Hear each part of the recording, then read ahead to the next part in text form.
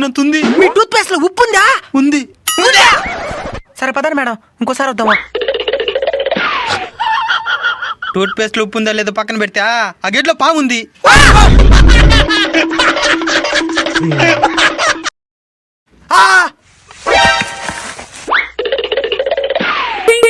మీ tooth paste లో కారం ఉందా? కారమా?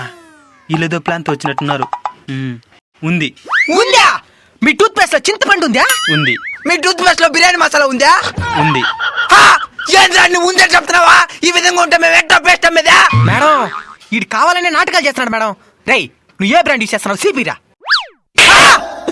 మేడం భయపడద్దండి మేడం, ఇప్పుడు అడుగుతాను చూడండి. మీ యాప పొలంలో చక్కెర ఉందా?